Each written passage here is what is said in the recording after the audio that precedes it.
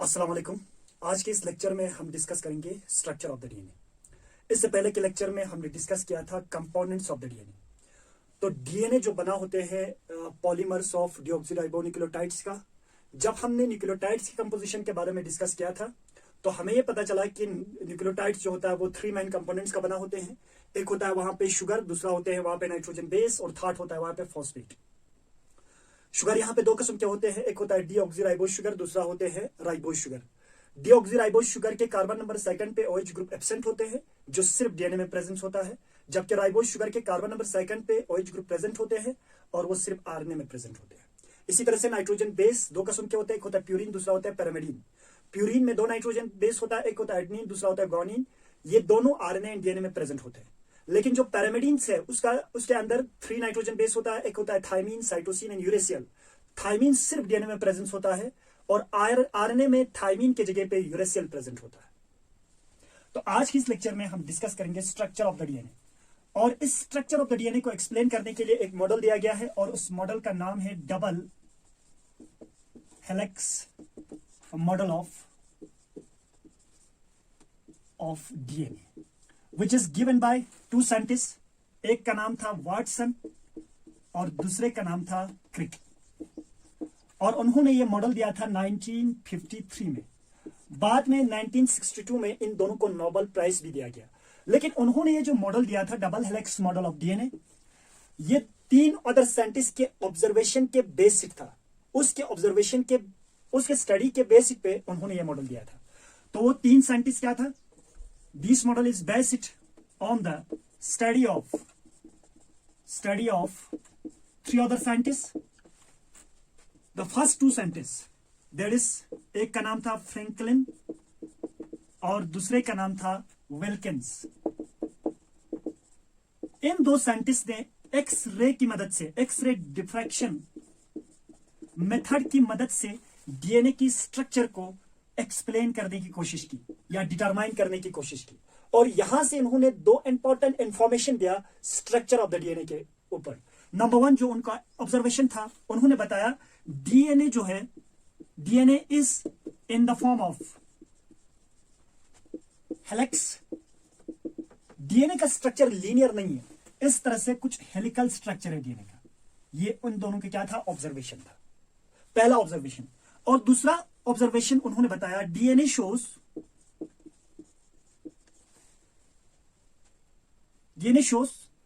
8 every 3.4 angstrom repeats.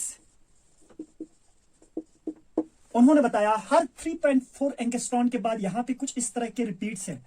बाद में हमें पता चला ये रिपीट्स क्या था? यहां पे नाइट्रोजन बेसेस, जिनके बीच में क्या था? हाइड्रोजन बॉन्ड्स, जो हेल्प करते थे इन 2 स्ट्रैंड्स ऑफ द डीएनए को आपस में जोड़ के रखने में। ठीक है, एक तो ये ऑब्जर्वेशन था। अब इसमें जो तीसरा जो साइंटिस्ट था जिसके ऑब्जर्वेशन को वाटसन एंड क्रिक ने कंसीडर किया था, सेकंड साइंटिस्ट, उसका नाम था चारग्राफ।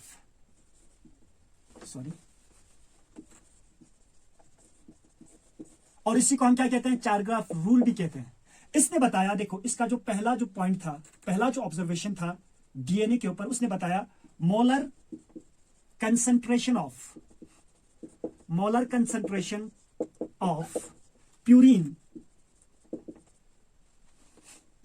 in the DNA is equal to molar concentration of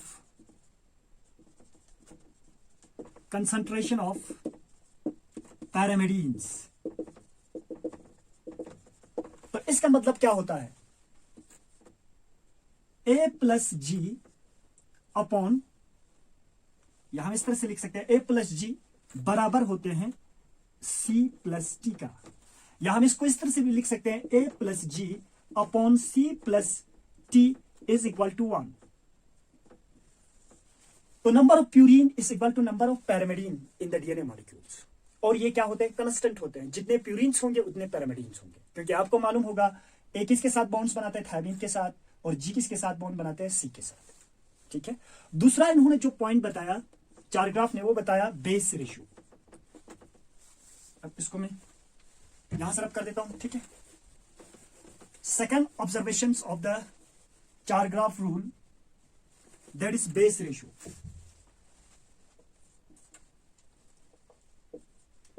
base ratio, तो बेस रेशियो का मतलब क्या होते हैं?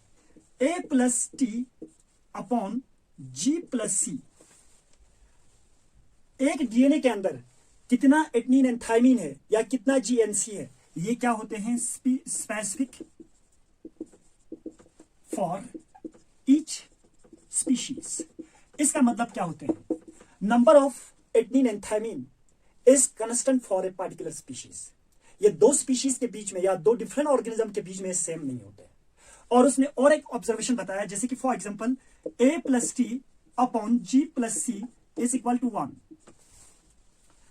ठीक है, अब देखो अगर हम ह्यूमंस का एग्जांपल लें, इसके अंदर क्या होते हैं? 1.55। इसका मतलब होता है यहां पे ए प्लस टी का कंसंट्रेशन या अमाउंट ज्यादा होते हैं as compare to G plus C. इसी तरह से अगर हम एक बैक्टीरिया के एग्जांपल लें तो इसमें क्या होते हैं? 0.93। तो इसका मतलब होता है in E coli bacteria the amounts of G plus C is higher as compare to A plus C. तो आप सिंपली इस तरह से याद रख सकते हो, in eukaryotic organisms the amounts of A plus T is higher than the amounts of G plus C. while in case of the prokaryotic cells the amounts of G plus C is higher than that of A plus T। ठीक है, तो इन तीन main scientist के observation के base पे Watson and Crick ने structure of the DNA दिया और इसको एक्सप्लेन करने के लिए एक मॉडल दिया जिसको हम क्या कहते हैं? Double helix model of DNA. According to this model, suppose अभी मैं बाद में अच्छे से बनाऊंगा, तो फिलहाल आप इसी से काम चला लो। डीएनए जो होते हैं इस तरह से दो पॉलीन्यूक्लियोटाइड स्ट्रैंड का बना होते हैं, चेन का बना होते हैं। ठीक है, ये दोनों क्या होते हैं? एंटी पैरेलल होते हैं। एंटी पैरेलल का मतलब अलग इनका क्या होते हैं? पोलैरिटी होते हैं। और इन दोनों के बीच में क्या होते हैं? हाइड्रोजन बॉन्ड्स होते हैं। इस तरह से ये एक दूसरे के साथ कनेक्टेड होते हैं with the help of hydrogen bonds. और ये हाइड्रोजन बॉन्ड्स किसके बीच में प्रेजेंट होता है? Between nitrogen bases. और इसको कहते हैं backbone of DNA and this backbone is made up of sugar plus phosphate. और ये किसका बना होता है? शुगर एंड फॉस्फेट का। और नाइट्रोजन बेस इनसाइड प्रेजेंट होते हैं और नाइट्रोजन बेस के बीच में क्या होते हैं? हाइड्रोजन बॉन्ड्स होते हैं। और एक इंफॉर्मेशन, अब यहां से लेकर यहां तक का जो डायमीटर होता है वो होता है 2 नैनोमीटर। अगर इस नैनोमीटर को हम एंगस्ट्रॉन में चेंज कर दे तो इसको मल्टीप्लाई करना पड़ेगा किससे? 10 से। तो ये कितना होते हैं? 20 एंगस्ट्रॉन के बराबर होते हैं। एक कंप्लीट इस तरह के डबल हेलिक्स का जो टर्न होता है उसको हम क्या कहते हैं? पिच। और इसके अंदर कितनी नाइट्रोजन बेस होता है? 10 बेस पेयर होते हैं।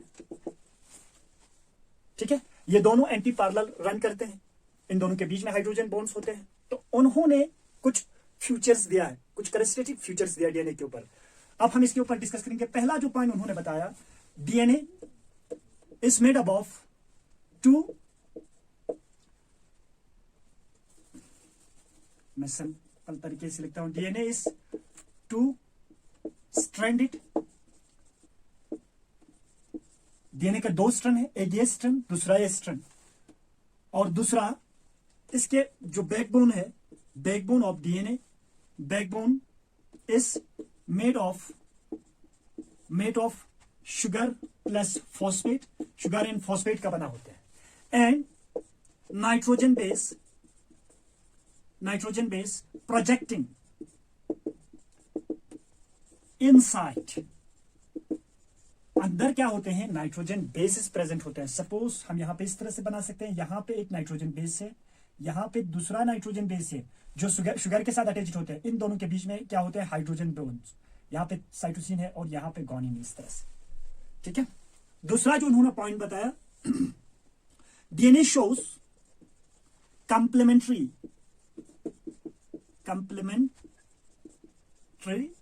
Base pairing.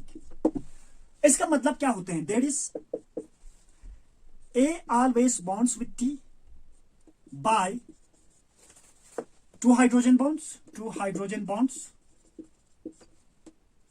और इसी तरह से ये फर्स्ट और second, G always bonds with C by 3 hydrogen bonds, 3 hydrogen bonds. इससे पहले मैंने बताया था amounts of GC is higher in prokaryotic cells and amounts of A+T is higher in eukaryotic cells. ठीक है, अब देखो according to Chargaff these are the hallmarks of the structure of the DNA.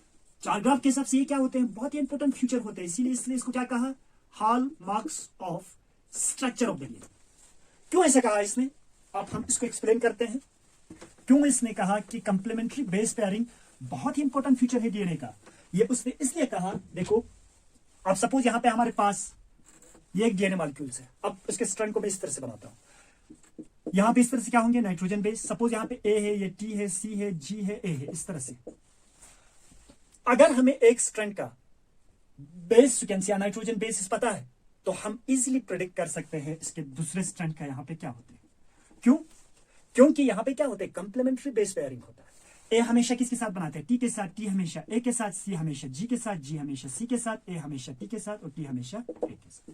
इसीलिए according to चार graph the base pairing या complementary base pairing in the DNA is the hallmark of the structure of the DNA. ठीक है, यहां तक समझ आया।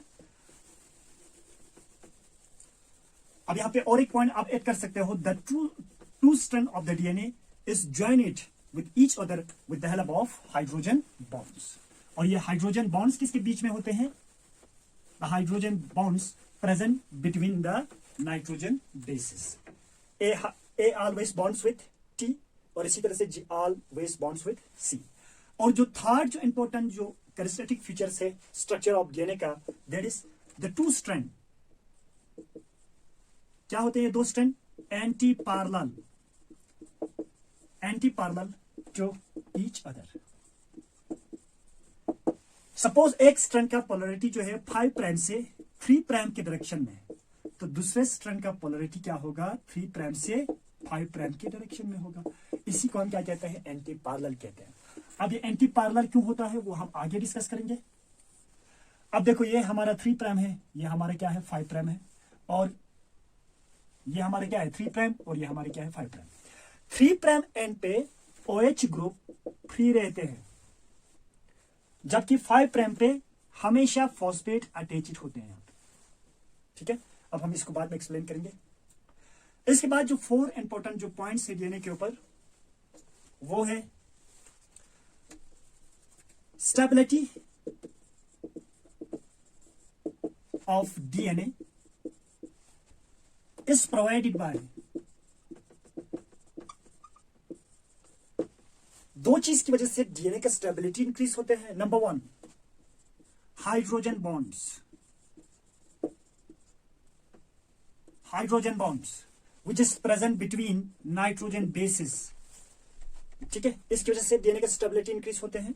Second points plan of base pairing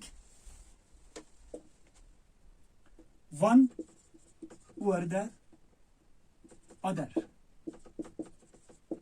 या one above the other। अब इस तरह से लिख सकते हो, देखो सपोज ये एक नाइट्रोजन बेस है, ये दूसरा नाइट्रोजन बेस है, ये तीसरा है, ये चौथा है, ये पांचवा है, ये बेस पेयर है, जिसकी वजह से एक बेस पेयरिंग के ऊपर दूसरा, दूसरे के ऊपर तीसरा, तीसरे के ऊपर, इसकी वजह से भी डीएनए का स्टेबिलिटी क्या होता है, इंक्रीज होता है। ठीक है, अब इसमें 5वां जो पॉइंट्स है, 5th पॉइंट,